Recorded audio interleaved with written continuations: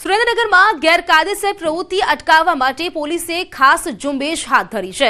શહેરમાં ગેરકાયદેસર પ્રવૃત્તિમાં સંડોવાયેલા 633 લોકોની યાદી બનાવી છે। ગુનાખોરીમાં સંડોવાયેલા ઇસમોને પોલીસ વડાની કચેરી તેમજ એલસીબી કચેરી ખાતે બોલાવી પૂછપરછ કરવામાં આવી હતી। આ સાથે અગાઉ ગુના કરી ચૂક્યા હોય તેવા આરોપીઓની પ્રવૃત્તિઓ પર નજર રાખવા માટે કડક સૂચના આપવામાં આવી છે।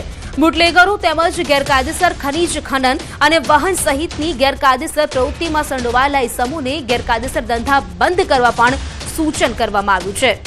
તો પોલીસની આ ખાસ ઝુંબેશ आज અમે લોકો જે પણ એવા જે એસએમસી આ બીજી કોઈ મોટી એલસીબી ની જે રેડ હોય આ રેડના અંદર જે આરોપી હતા અને જે બદમાશ હતા અને જે એવા ધંધામાં જે સંકળાયેલા લોકો છે આને આજ બોલાવીને કડકાઈથી તમામથી પૂછપરછ પણ કરી છે અને અમારી જે ટીમ છે આ ટીમને પણ અમે એવી જે સૂચના આપી છે કે એવા જે લોકો છે આ ઉપર દરેક સમય ધ્યાન રાખવાનું અને કોઈ પણ ગેરકાયદેસર કામોમાં એ લોકો લિપ્ત ના રહે विशेष रूप से सूचना तमाम लोगों ने आपी है। વધુ જાણકારી સાથે સંવાદદાતા અક્ષય જોડાઈ ગયા છે। અક્ષય, ગેરકાયદેસર પ્રવૃત્તિ અટકાય તે માટે પોલીસ દ્વારા આ ખાસ ઝુંબેશ શરૂ કરવામાં આવી છે, શું માહિતી આ વિશે વધુ? જી, ચોક્કસથી વાત કરવામાં આવે તો ખાસ કરીને સુરેન્દ્રનગર જિલ્લામાં દારૂ જુગાર સહિતની જે ગેરકાયદેસર પ્રવૃત્તિ છે એને ડામવા માટે પોલીસે ખાસ ઝુંબેશ હાથ ધરી છે। જે અંતર્ગત જે લિસ્ટેડ બુટલેગરો છે જે આવી ગેરકાયદેસર પ્રવૃત્તિઓમાં સંકળાયેલા છે જેમાં ખાસ કરીને ગેરકાયદેસર ખનીજ ખનન વહન તેમજ દારૂ જેવી જે ગેરકાયદેસર પ્રવૃત્તિ સાથે સંકળાયેલા જે લોકો છે એવા સમગ્ર જિલ્લામાંથી 633 જેટલા લોકોની એક યાદી બનાવવામાં આવી છે અને આ લોકોને જે સુરેન્દ્રનગર જિલ્લાના અલગ અલગ 3 ડિવિઝન છે, ડિવિઝન વાઇઝ દર 15 દિવસે કે મહિને ખાસ એ લોકોને જિલ્લા પોલીસ વડા તેમજ એલસીબી દ્વારા બોલાવવામાં આવે છે। તેમની હાલની પ્રવૃત્તિ પર સતત વોચ રાખવાની કામગીરી કરવામાં આવી રહી છે અને દરેક જે લિસ્ટેડ બુટલેગરો છે તેને ત્યાં અઠવાડિયામાં એકવાર સંબંધિત જે પોલીસ અધિકારી છે એના દ્વારા દરોડો કરવામાં આવે તેવી પણ ખાસ સૂચના આપવામાં આવી છે। આમ જિલ્લામાં જે દારૂની જે દૂષણ છે એને ડામવા માટે પોલીસ દ્વારા ખાસ ઝુંબેશ શરૂ કરવામાં આવી છે અને આગામી સમયમાં આના પડઘા ચોક્કસથી જિલ્લામાં જોવા મળે તેવી હાલ શક્યતાઓ સેવાઈ રહી છે। અક્ષય, આભાર આપનું જાણકારી માટે।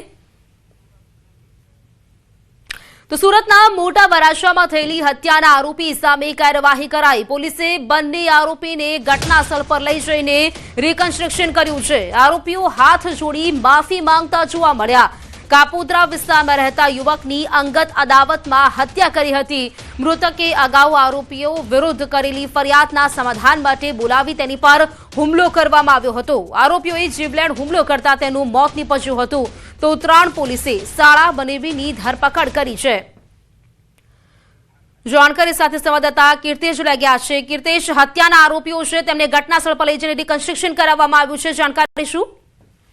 બિલકુલ, સુરતના મોટા વરાછા વિસ્તારમાં 2 દિવસ પહેલા એક યુવકની જાહેરમાં હત્યા કરવામાં આવી હતી। જે હત્યાની ઘટનાને લઈને સમગ્ર વિસ્તારમાં ચકચાર મચી જવા પામી હતી। લોકોમાં આક્રોશ હતો ત્યારે બંને આરોપીની પોલીસે ધરપકડ કરી છે। સામાન્ય બાબતે બોલાચાલી થઈ હતી જેમાં હત્યાની ઘટનાને અંજામ આપવામાં આવ્યો હતો એટલે પોલીસે આરોપીઓને પાઠ બનાવવા માટે ખાસ કરીને ઘટના સ્થળ પર લઈ જઈ તેનું રિકન્સ્ટ્રક્શનની કામગીરી કરી હતી। બિલકુલ, આભાર આપનું જાણકારી આપવા માટે। તો આરોપીઓ હાથ જોડી માફી માંગતા આ દ્રશ્યમાં જોઈ શકાય છે। આ બંને શાળા બનેવી કે જેમણે એક યુવકની અંગત અદાવતમાં હત્યા કરી હતી।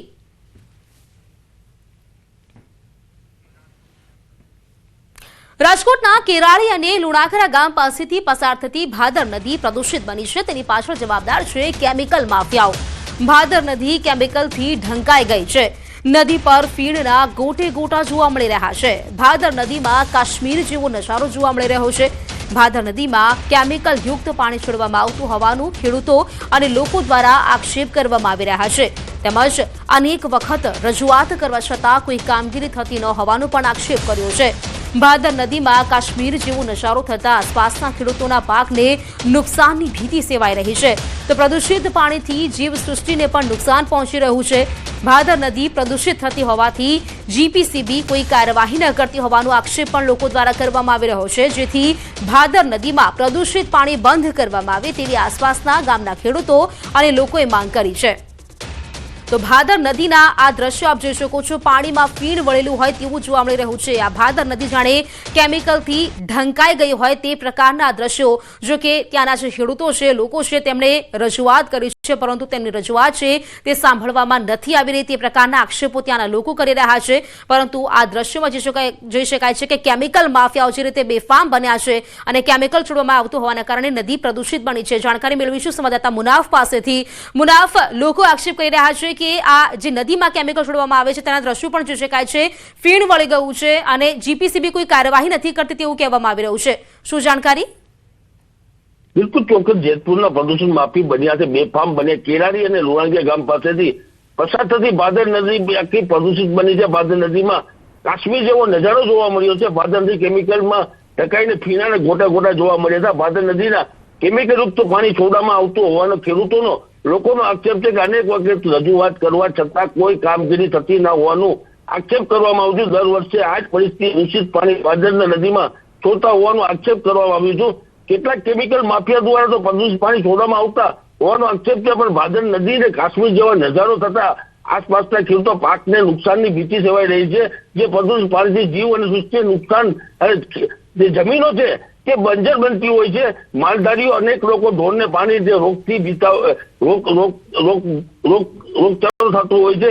ભાદર નદીને પ્રદૂષિત થતી હોવાથી જીસીબી કોઈ કાર્યવાહી કરતો નથી। ભાદર નદી પ્રદૂષિત પાણી બંધ કરવામાં તેવી આસપાસના ખેડૂતો લોકોની માંગ છે કે પ્રદૂષિત અનેક બીમારી થતી હોય છે, ભોગ બનતા હોય છે, ચામડી કે કેન્સર જેવા બીમારી થતી હોય છે, છતાં તંત્ર દ્વારા કોઈ જાતની કામગીરી, ખાલી માત્ર સેમ્પલ લઈ અને સંતોષ માનતી હોય છે, છતાં કોઈ જાતની કામગીરી તંત્ર દ્વારા કરવામાં આવતી નથી।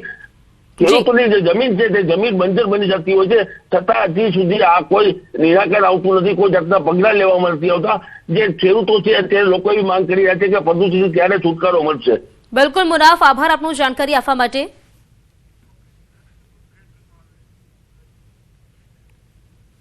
તો પંચાલ સમાજની પહેલને પાટીદાર સમાજનું સમર્થન, વિશ્વ ઉમિયાધામના પ્રમુખે પહેલને આવકારી છે। સિંગલ ચાઇલ્ડ અને નો ચાઇલ્ડનો ક્રેઝ ખતરનાક છે, પરિવારમાં એકથી વધુ બાળકો હોવા જોઈએ। સિંગલ ચાઇલ્ડના કારણે અનેક સામાજિક સમસ્યાઓ ઉદ્ભવે છે। બીજું સંતાન કરનારને ઇનામ આપવાની પંચાલ સમાજે જાહેરાત કરી છે। 25,000નું ઇનામ આપવાની જાહેરાત કરવામાં આવી છે। તો વિશ્વ ઉમિયાધામના પ્રમુખે આ પહેલને આવકારી છે।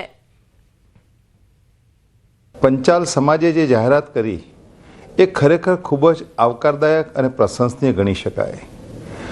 તેમણે તેમના સમાજમાં બીજા બાળક માટે આર્થિક સહાય આપવાની જે જાહેરાત કરી અને સમગ્ર સમાજને એક સંદેશ આપ્યો છે। આજે આધુનિકતાના નામે હિન્દુ સમાજની અંદર જે સિંગલ ચાઇલ્ડ અને નો ચાઇલ્ડનો જે ટ્રેન્ડ ચાલ્યો છે એ સામાજિક લેવલે, રાષ્ટ્ર લેવલે કેટલો ખતરનાક છે એની કદાચ આપણને આજે ખબર નથી।